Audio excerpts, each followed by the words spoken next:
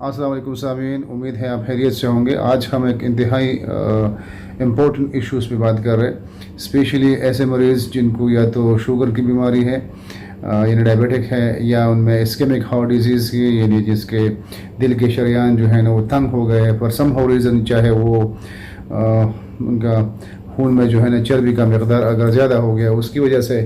या जो है कुछ मेटाबॉलिक डिसऑर्डर्स है, साथ साथ किडनी डिजीज़ है, और अगर में हार्ट फेलियर के केसेस हैं, कंजस्टिव हार्ट फेलियर के, तो ये मरीज़ जो है ये बहुत ज़्यादा रिस्क पर है, स्पेशली कोरोना से। तो वैसे भी डायबिटीज़ मेलाइटस को यानी शुगर को उम्मुल अमराज कहा गया है। इससे बहुत सारे और मर्ज़ जो है ना वो जो है जन्म ले सकते हैं, और वैसे भी इन मरीज़ों में स्पेशली में जो डायबिटिक है वो ज़्यादा, और जो भी हमने उनकी दूसरे मरीज़ों के नाम ले लिए वो ज़्यादा रिस्क पर है। अब ज़रूरत इस बात की है कि अगर आपका शुगर कंट्रोल में रहे और आप अपने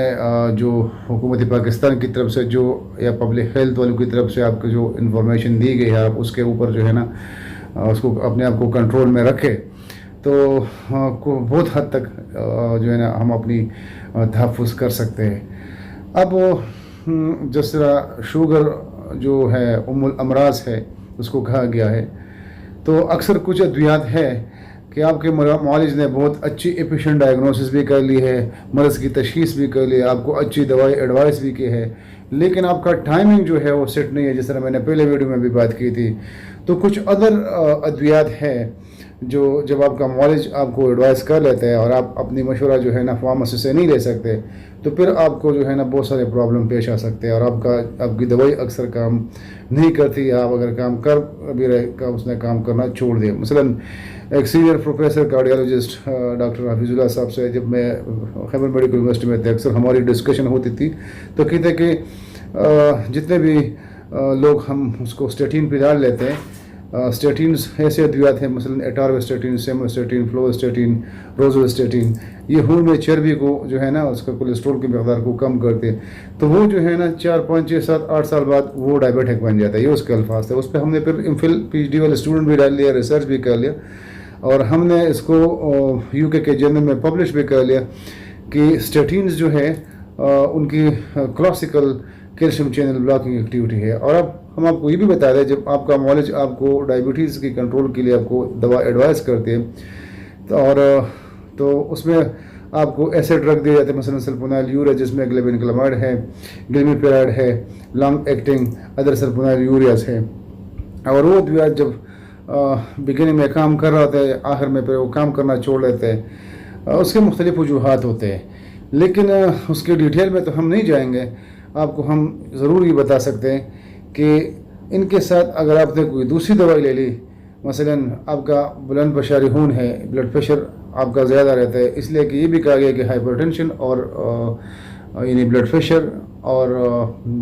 ये शुगर जो है ये अक्सर साथ साथ चलते हैं। ज़्यादा ब्लड प्रेशर और शुगर जो है ये अक्सर साथ साथ चलते रहते हैं। तो ऐसी सिचुएशन में आपका मॉलेज आपको कुछ अद्वियात ब्लड प्रेशर कंट्रोल करने के लिए भी दे देते हैं, मसलन जिसमें कैल्शियम चैनल ब्लॉकर्स हो गए, voltage gated calcium channel blockers. अब जिस वक्त सल्फोनाइल यूरिया अद्वियात जो है ना वो आपका ब्लड में जब ग्लूकोज लेवल ज़्यादा होता है उसको कम करने लगती है, तो उसमें ये है कि बीटा सेल्स में कैल्शियम की एंट्री इंतहाई ज़रूरी है इंसुलिन रिलीज़ के लिए। अब आपके मॉलेज ने अगर आपको कैल्शियम चैनल ब्लॉकर्स दिए तो नुकसान आपको ये होगा कि आपका ब्लड प्रेशर तो कंट्रोल होगा, ब्लड वेसल पे तो इफेक्ट करेगा, लेकिन आपका जो है ना ब्लड ग्लूकोज वो कंट्रोल इसलिए नहीं होगा कि इंसुलिन के रिलीज़ के लिए इंसुलिन लबलबा से इंसुलिन हार्मोन जो ब्लड ग्लूकोज लेवल को नॉर्मल रखते हैं उसके लिए ज़रूरी है कि वो रिलीज़ हो जाए लबलबा से। लेकिन जिस वक्त आप कैल्शियम चैनल ब्लॉकर्स कोई भी नाइफेडिपिन, एम्लोडिपिन, नेकाउडिपिन या वेरापामिल या डेल्टाइजम आप इस्तेमाल कर रहे हैं, तो फिर जो है ना सल्फोनाइल यूरिया, ग्लिबिनक्लामाइड, ग्लिमिपेराइड जितने भी ड्रग्स है ये सारा काम करना छोड़ देते हैं, ये एक दूसरे के असर को ज़ायल कर लेते हैं। अब ऐसी सिचुएशन में आपको बड़ा मुख्तात रहना चाहिए, आपका मॉलेज बहुत स्मार्ट रहना चाहिए, या जो है आप अपने फार्मेसी से मशवरा ज़रूर कर लें। दूसरी बात यह है कि कुछ और अद्वियात हैं, मसलन बीटा ब्लॉकर्स हो गए, جو بلڈ پریشر کو کنٹرول کر لیتے، جس میں آپ کا ہے کاربیڈالول، ٹیمولال، ایٹینولال اور بہت سارے ڈرگس ہے لائک پروپینولال. تو وہ جو ہے نا وہ آپ کے شوگر کا جو مرض ہے اس کو چھپا لیتا ہے، اس کا بلڈ گلوکوز لیول کو کم کر لیتا ہے. تو ایک حساب سے اچھا بھی ہے، لیکن زیادہ خطرناک یہ ہے کہ اگر آپ کا بلڈ گلوکوز لیول حد سے زیادہ گر جائے تو پھر آپ کا دل کا رفتار بڑھ جاتا ہے اور آپ کو ارلی علامات آنا شروع ہو جاتے ہیں. تو پھر آپ کو اندازہ ہوتا ہے کہ یار میرا بھی دل زیادہ دھڑکنا شروع ہو گیا، اب جو ہے نا مجھے کوئی چینی یا لینے چاہیے. تو ایسے سچویشن میں جو ہے نا ہم مریض کو بتاتے ہیں کہ خیال رکھے جب آپ کا دل زیادہ دھڑکنا شروع کرے، آپ کو سویٹنگ آ جائے اور آپ مینٹل کنفیوژن کا شکار ہونے جا رہے ہیں، تو یہ ہائپوگلیسیمیا کے علامات ہیں. لہٰذا آپ فوراً اپنا جو ہے نا اپنے لیے اس کے لیے کچھ بندوبست کر لیں میٹھے چیز کے لیے. تو بیٹا بلاکرز جتنے بھی ادویات ہیں جس طرح ایٹینولال، پروپینولال اور اس کلاس کے اور ادویات، تو وہ جو ہے نا یہ جو دل کا زیادہ دھڑکتا ہے اس کی رفتار کو یہ کم کر لیتے ہیں اور آپ کو جو انیشل انفارمیشن ملنے ہوتے ہیں وہ نہیں ملتے. لہٰذا پھر ہم مریض کو دوسرے بتاتے ہیں کہ آپ دوسرے ذرا سمپٹمس پہ خیال رکھیں. مثلاً ہینگر پہ آپ ذرا خیال رکھیں کہ آپ کا بھوک جو ہے نا وہ کیسا ہے. بہرحال بات دوسری طرف جا رہی ہے، لیکن کچھ اور ادویات بھی ہے. اسپیشلی اگر آپ دیکھ لیں اسٹیٹینز، اگر خون میں چربی زیادہ ہے تو پھر اس کے لیے لوگ جس کو ہم ڈسلیپیڈیمیا کہتے ہیں، تو اس کے لیے پھر لوگ جو ہے نا فارماسسٹ یا آپ کا ڈاکٹر آپ کو ایڈوائز کرتے ہیں ٹاربوسٹیٹن، سیمیسٹیٹن،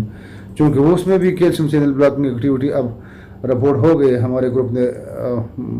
ریسرچ کے ذریعے یہ ڈاکومنٹ کر لیا کہ یہ کیلشیم چینل بلاکنگ ایکٹیویٹی ہے. لہٰذا آپ کو ہم یہ بھی بتا دیں کہ بلڈ پریشر کے ان ادویات کے ساتھ اگر آپ اسٹیٹین بھی لے لیں اور ساتھ ساتھ جو ہے نا سلفونیل یوریز لے لیں تو یہ تینوں ایک دوسرے کے اثر کو زائل کر دیتے ہیں. لہٰذا آپ کو اپنے معالج کے ساتھ، اپنے فارماسسٹ کے ساتھ یہ مشورہ اس کے بارے میں کرنا انتہائی ضروری ہے. کچھ ڈرگس ہے جو بلڈ گلوکوز لیول کو کم بھی کرتے ہیں. اگر آپ کا بلڈ گلوکوز لیول کنٹرول میں ہے، یعنی ڈائبٹیز آپ نے کنٹرول کیا ہوا ہے پرسم یا ورزش سے یا ڈرگ سے، اور آپ کو کسی اینٹی بایوٹکس کی ضرورت آ جائے، فار ایگزامپل مائکسوفلاکساسین، جیمیفلاکساسین، لیوفلاکساسین، سپروفلاکسین، کوئنولونز، تو کوئنولونز کے بارے میں پہلے یہ تھا کہ ڈسگلائکسیمیا کرتے ہیں، پتہ نہیں کہ اوپر بڑھاتے ہیں بلڈ گلوکوز لیول کو یا گھٹاتے ہیں. لیکن اس پہ بھی جب ہم نے تحقیق کی تو یہ جو موکسیفلاکساسین ہے، لیوفلاکساسین، جیمیفلاکساسین اور سپروفلاکساسین، یہ بلڈ گلوکوز لیول کو کلاسیکلی کم کرتا ہے. یعنی یہ انسولینوٹراپک ہے، انسولین کی ریلیز کو جو ہے نا وہ بڑھاتے ہیں. اور اگر آپ کا مریض پہلے بلڈ گلوکوز لیول اس کا مطلب کنٹرول میں تھا تو خیال یہ رکھے کہ جب آپ 5-6 دن کے لیے دوائی ایڈوائز کر لیتے ہیں تو آپ کے مریض میں یہ رسک ہے کہ وہ ہائپوگلیسیمک بن جائے. لہٰذا ان ادویات کے استعمال میں اسپیشلی سپروفلاکساسین میں، اسٹیرائڈز میں جو ہے جو ڈائبیٹوجینک ان نیچر ہے، فار سم ریزن یا ریمیٹائڈ آرتھرائٹس میں یا کسی اور کنڈیشن میں، اپتھلمولوجیکل ڈس آرڈر میں آپ زیادہ مہینوں یا ہفتوں کے لیے استعمال کر رہے تو اسٹیرائڈز، کوئنولونز اور بیٹا بلاکرز، ڈائیورٹکس، ان کے بارے میں ایون ٹرائسائکلک اینٹی ڈپریسن، یہ جتنے بھی کلاس کے ڈرگس ہیں ان کو آپ اپنے فارماسسٹ کے مشورے کے بغیر ہرگز استعمال نہ کریں، ورنہ پھر یہ آپ کو نقصان ہو سکتا ہے. اللہ تعالی ہم سب کا حامی اور ناصر ہو.